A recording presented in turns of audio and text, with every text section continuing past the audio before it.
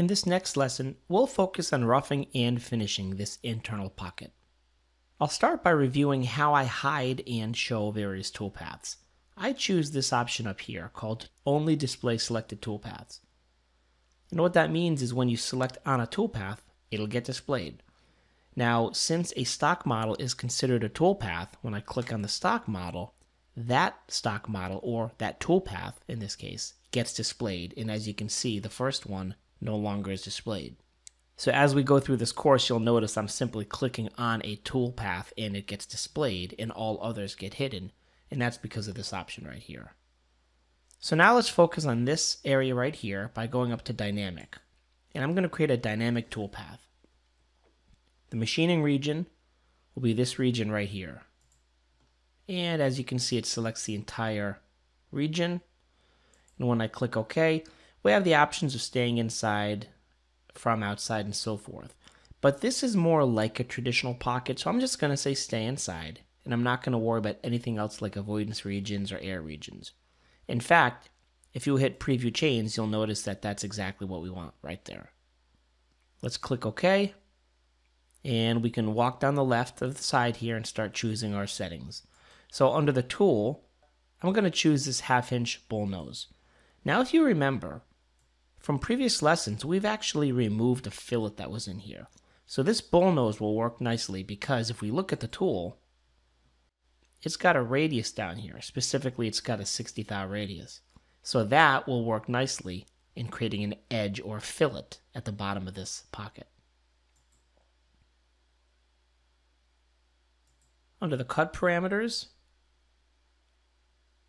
let's leave 0 on the floors, but let's leave 50 thousandths on the wall so we can come back and finish this up with a contour. The other parameters, such as a step over, is okay. And let's just take a look at entry motion. So by default, since this is more like a pocket, it will helix into the model. But we could change that. So as an example, just to explore, we could choose profile. And profile will actually take the overall shape of the part and determine a profile and follow that profile down at a specific angle. So let's make the angle like 10 degrees. And under linking parameters, everything else here should be fine. We'll click OK, and it will explore the results. So, as you can see, as we backplot this, we're using that profile setting and essentially ramping into the part.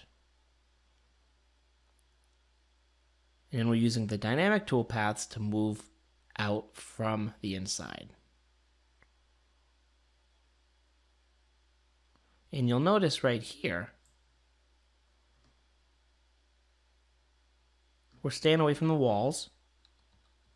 And the radius of this tool might actually be too large. It looks like it's okay, but that's something to consider because if you chose a very large tool, you would not be able to get into the sharp corners here.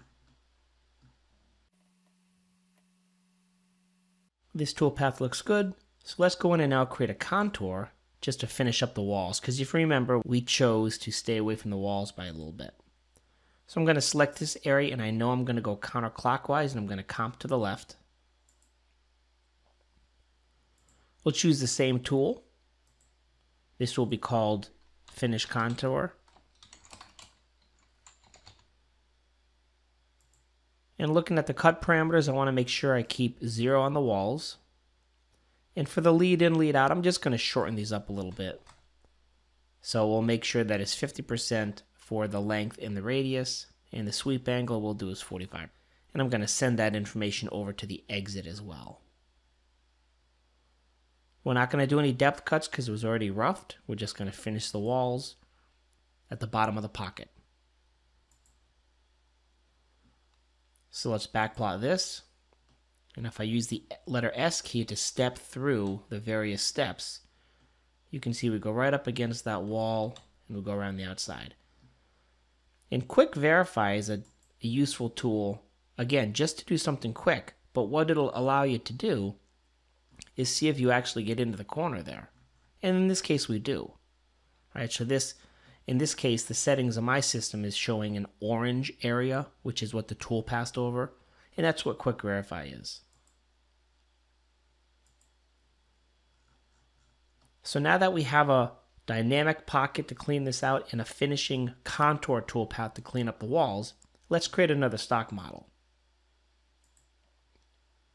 So I'll go to stock model, and this one will be called 2-after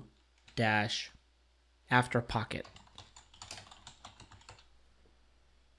And now that we have multiple stock models, I can choose the initial stock shape to be a previous stock model, in this case, after facing. As before, I'm going to set this up so I'm going to use the top plane for everything from this point forward because that's the plane I'm going to use for my stock model. And under source operations, we already selected facing before when we calculated our previous stock model. Now I'm going to use the dynamic toolpath and the contour to calculate the stock model now. And one other thing we can do here is we can turn on stock compare. And we can compare the stock model to an existing part model, specifically this one here.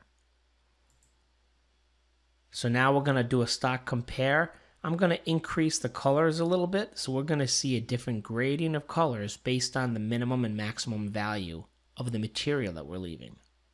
So let's click OK and take a look at the results of this. So just like any other toolpath, the stock model actually does multi-threading. If I go into the View menu, we have the multi-threading manager that we can turn on. And as you can see, it already processed, but if it was still processing, you would actually see the toolpath being processed here. So this is our stock model. And if you zoom in here, you can see the actual colors here. Now, the interesting thing is since our actual CAD model does not have a fillet here, it's going to be showing that we're missing material. In other words, we're leaving material behind and not cutting it. And that's expected because, like I said, the CAD model does not have a fillet in it. But the fillet is being created by this tool we're using. In this point, I'm going to go back into stock model and I'm just going to turn off stock compare. If we ever need it at a later point, we can turn it back on and recalculate it. Let's go to isometric.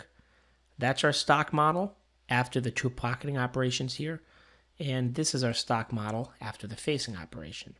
Now in the next lesson, we'll take a look at how to drill these two holes here, and specifically how to address the fact that we have material up here. So we can't just drill straight through and ignore this. We need to actually pay attention to make sure we don't wrap it into our part here. So we'll explore that in the next lesson.